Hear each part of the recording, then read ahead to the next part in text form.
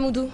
Bonsoir Léa, Ami Sarfal, bonsoir. Bonsoir, cher Mamoudou. Vous êtes la directrice générale du mensuel Intelligence Magazine. 6 ans déjà que vous existez, vous êtes très dynamique dans l'entrepreneuriat des jeunes, les questions d'éducation et de citoyenneté, et bien entendu dans la promotion du leadership féminin. Le tout est couronné par votre initiative dénommée Intelligence citoyenne. Commençons d'abord par la France, encore la cible d'un attentat. Hier soir à Nice, plus de 80 morts. Au-delà du choc ressenti, quelle lecture faites-vous du phénomène terroriste? Naturellement, mes pensées vont vers le peuple français, à qui je souhaite présenter mes condoléances les plus attristées. Et en commençant par la communauté française vivant au Sénégal, qui partage notre quotidien. La France qui accueille chaque année des milliers d'étudiants africains et qui, encore une fois, est frappée par un acte terroriste. Et hier, 14 juillet. 14 juillet, un jour très symbolique pour la France qui rappelle ses valeurs d'égalité, de fraternité et qui avait tout simplement envie de se retrouver après plusieurs années, plusieurs attentats terroristes. Et donc, naturellement, c'est un sentiment de tristesse que de se dire que dans un pays qui célébrait son indépendance, eh ben, il y a eu ce rappel de la violence qui existe encore dans le monde, qui frappe beaucoup de pays. Je pense au Bangladesh, je pense à la Turquie, je pense à l'Arabie Saoudite qui, comme vous l'avez vu en plein Ramadan, a vécu un drame, peut-être pas d'envergure similaire, mais avec un symbolisme tout aussi fort. Parce que c'est quand même l'Afrique également, absolument l'Afrique. Vous pensez à ce qui s'est passé au Niger, ce qui se passe au Nigeria, ce qui se passe au Cameroun, etc. pour savoir que la menace est universelle, la menace est partout. Et la meilleure façon, à mon avis déjà, d'y remédier, ce n'est pas en voulant faire de ces actions criminelles des actes religieux, mais comprendre que le terrorisme est quelque chose qu'il faut affronter au-delà des races, au-delà des religions, au-delà des âges, parce que tout le monde est affecté. Le fait notable du terrorisme, justement, est assez paradoxal. Les jeunes sont à la fois les auteurs des attentats et la plupart du temps des victimes, puisque les attaques ciblent le plus souvent les lieux de vie très fréquentés par les jeunes et même les enfants. L'auteur de l'attaque de Nice est un jeune franco-tunisien de 31 ans. Quelle réflexion cela vous inspire en tant que jeune, mais aussi un leader qui fait la promotion des jeunes, justement? Bien sûr.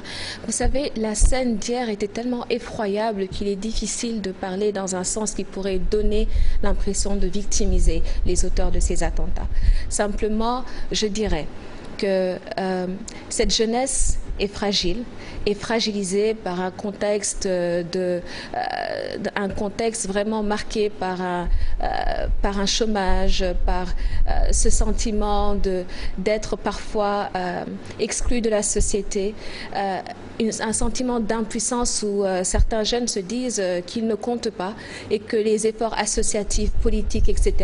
ne leur permettront jamais de soigner ces fissures identitaires qu'ils ressentent. Mais est-ce que ça justifie d'être au volant d'un camion fou? Jamais. Rien ne peut justifier ce qui s'est passé. Mais je pense que nous devons accompagner la jeunesse dans tous les pays. Aujourd'hui, nous devons nous appuyer sur cette jeunesse pour lutter contre le terrorisme. Nous devons nous appuyer sur ces jeunes de la même manière que certains groupes terroristes s'appuient sur ces jeunes pour recruter, pour faire la propagande. Il faut que nous aussi, nous saisissons de cette problématique pour dire que la jeunesse est la meilleure façon de lutter contre le terrorisme. Aider ces jeunes à se retrouver, à savoir qu'ils comptent. L'exemple de ce que vous faites concrètement, quoi? Moi, si vous voulez, ce que je fais aujourd'hui, c'est tout simplement répondre à l'appel de jeunes qui m'invitent, qui me demandent d'intervenir en tant que mentor, en tant que grande sœur pour les encourager. Et nous tous avons la possibilité d'aider ces jeunes à se sentir utiles, à avoir cette logique existentialiste, à leur transmettre les valeurs humanistes qui font que beaucoup de personnes se retournent vers la violence comme ultime solution.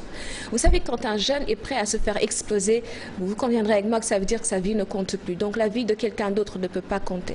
C'est pour ça que les écoles doivent prendre le relais et ne pas dire que ce sont que les jeunes qui sont issus de milieux précaires qui sont susceptibles d'être entraînés dans cette vague de propagande. Non, il faut se dire que nous avons un rôle à jouer.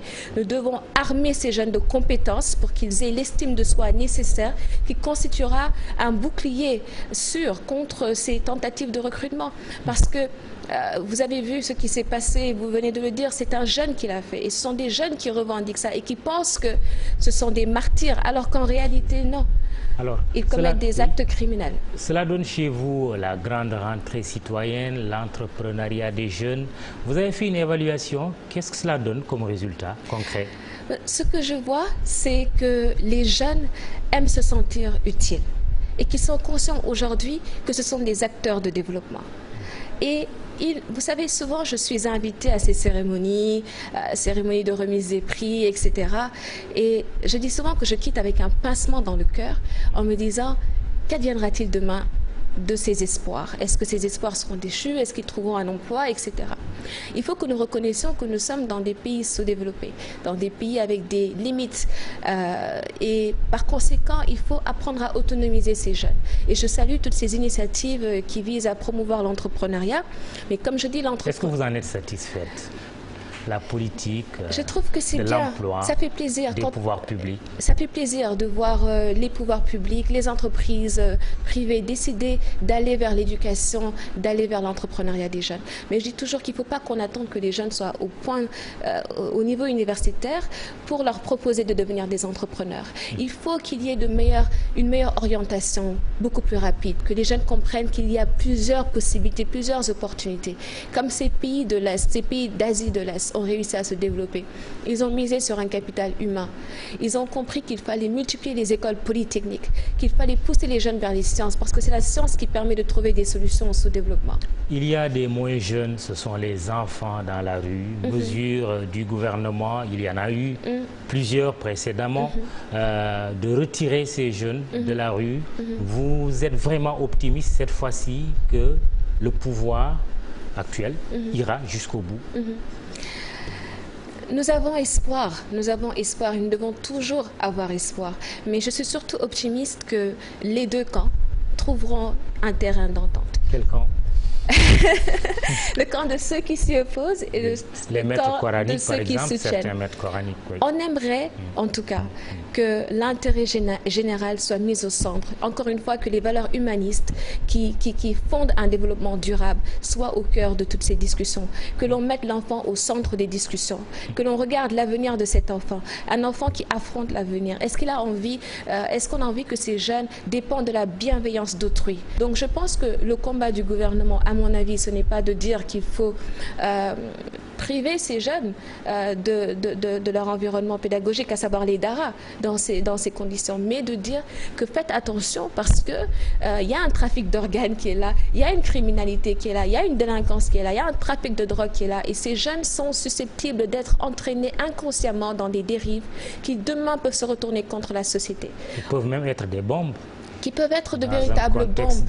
Et aujourd'hui, ce qui m'a beaucoup touchée, c'est quand le ministère de la femme, de l'enfant, quand ils sont allés vers ses parents, souvent la réponse est la même chose.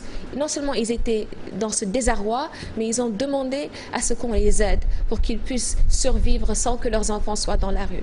Donc je pense que leur objectif aujourd'hui, enfin ce qu'ils souhaitent, c'est survivre. Ils ont pensé qu'en mettant leurs enfants dans la rue, ils survivraient. À nous maintenant d'avoir une politique de mise en œuvre, à l'État d'avoir une politique de mise en œuvre qui va accompagner et qui va rassurer. Vous êtes dans d'autres combats contre l'abandon scolaire qui frappe surtout les jeunes filles. Vous êtes aussi dans la promotion du leadership féminin et vous dites que vous n'êtes pas convaincu par la parité au plan politique. Expliquez-nous. Alors, c'est pas que je ne sois pas convaincue, mais je pense qu'il ne faut pas que la parité remplace la méritocratie. dans un pays. Je suis pour la promotion des droits de la femme et il faut le reconnaître, que ce soit au Sénégal ou ailleurs, il y a encore des entreprises où les femmes sont sous-payées. Il y a encore des entreprises où les femmes n'auront pas forcément la promotion qu'elles méritent parce qu'elles sont femmes. Il y a encore des contraintes qui sont là, sur lesquelles on ne peut pas fermer les yeux. Mais je dis simplement que la génération de pionnières qui aura permis de franchir des seuils et de mener des combats ont prouvé que c'était possible de mener ces combats sur la base de conviction, sur la base d'intelligence et surtout de compétences. Donc moi je préfère en tout cas personnellement aller dans le sens de la promotion de ces compétences que la promotion de la parité, même si c'est quelque chose qui est à saluer quelque part. Parce que moi j'ai eu à échanger avec des femmes députées par exemple et je sais qu'elles débordent d'intelligence et de volonté pour leur pays. Donc est-ce que la parité est ce qui leur a permis d'être là-bas? Peut-être. Mais je dis tout simplement qu'il faut accompagner cette parité avec des initiatives qui puissent permettre à ces femmes d'avoir plus d'assurance, de porter des combats, d'avoir une idéologie qui permette justement de renforcer les pouvoirs des citoyens et des citoyennes. Et c'est pour cette raison, à mon avis, que je crois qu'il y a de meilleurs jours encore devant pour le leadership féminin. Très bien. On verra, c'est ce qu'on vous souhaite en tout cas. La plus grande puissance du monde, l'Amérique, rêve ou peut se permettre de rêver d'avoir une femme présidente de la République aux élections de novembre prochain, mais il y a Donald Trump qui fait face à Hillary Clinton. Vous avez été cité par le magazine, par plutôt New York Times lors de la campagne d'Obama. Entre Obama, Hillary Clinton, il y a Donald Trump. Quelle réflexion cela vous inspire? Obama est quelqu'un qui a permis de réconcilier toute une nation et a permis aux États-Unis de montrer au reste du monde qu'ils avaient envie de miser sur les compétences. Au-delà de l'identité d'une personne, ce sont les compétences qui comptaient. Et j'aimerais rester dans cette philosophie avec Hillary Clinton. Aujourd'hui, si je venais à soutenir Hillary Clinton ou une autre personne venait à soutenir Hillary Clinton, ce ne serait pas d'abord la femme que l'on soutient, mais les idées qu'elle porte, ses convictions, ses ambitions. Est-ce que ces ambitions sont cohérentes avec le contexte global qui demande à ce que tout leader d'un pays comme les États-Unis puisse faire preuve d'équité et d'équilibre, mais surtout puisse garder les gens unis autour du même objectif de pérenniser les acquis de paix. Moi, je crois... de Trump. Écoutez, dire que j'ai peur de Trump aujourd'hui, c'est manquer de confiance en moi, c'est manquer de confiance un peu en ce peuple américain. Je pense que là, c'est une campagne, c'est difficile aujourd'hui de dire quel président serait Donald Trump. On ne sait jamais ce que l'avenir nous réserve, mais j'ai confiance aux Américains. Je pense que le peuple américain est assez lucide, ils savent qu'ils ont besoin de leur minorité pour continuer à rester là où ils sont aujourd'hui, à savoir un pays démocrate et riche. Il faut savoir que tout le monde, nous sommes les uns des autres. Nous avons besoin de garder cet esprit complémentaire. Quel président aura été Barack Obama, l'homme de Yes We Can? Barack Obama aura été le premier... En 10 secondes. En 10 secondes, on va essayer.